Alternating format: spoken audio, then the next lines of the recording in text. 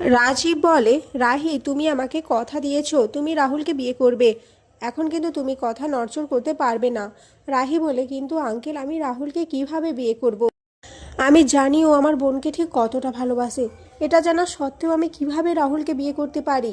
এরপর রাহুল বলে, রাহি যদি আমাকে বিয়ে করতে রাজিও থাকে আমি রাহিকে বিয়ে করতে পারবো না, কারণ আমি তিতলিকে ভালোবাসি।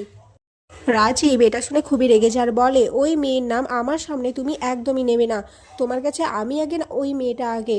একেবারে অভদ্র উচ্ছৃঙ্খল মেয়ে একটা, কারোর সম্মানের পরোয়া করে না। এরই মধ্যে রাহির বাবার বুকে ব্যথা হয়ে অজ্ঞান হয়ে যায়। সকলে মিলে রাহির বাবাকে ধরে তোলে, তারপরে ডাক্তার ডাকা হয়। ডাক্তার এসে বলে রাহির বাবা মেন্টাল শক পেয়েছেন, ওনাকে খুবই সাবধানে রাখতে হবে, না হলে পরবর্তীকালে বড় বিপদ হতে পারে।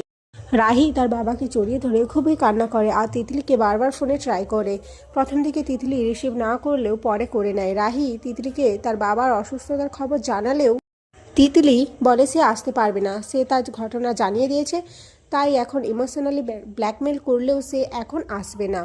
এরপর রাহি তার বাবার দিকে দেখে, তার বাবা বলে, রাহিমা তুই ওনাদেরকে কথা দিয়েছিস, আমাদের সবার হয়ে তুই কথা দিয়েছিস, সেই কথার খেলাপ করিস না। রাহি বুঝতে পারে তার বাবাও চাইছে রাহুলের সাথে বিয়ে তার যেন হয়, তাই রাহিও রাজি হয়ে যায়। রাহি বলে সে বিয়ে করবে রাহুলকে।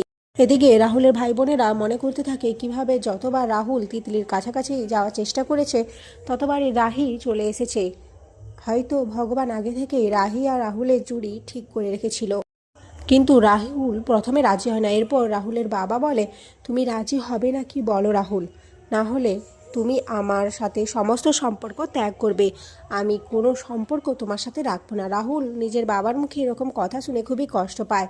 এরপর সে কোনো কথা না বলে রাহির হাত ধরে মণ্ডপে নিয়ে যায় আর সব পুরো বিয়েটা সম্পন্ন।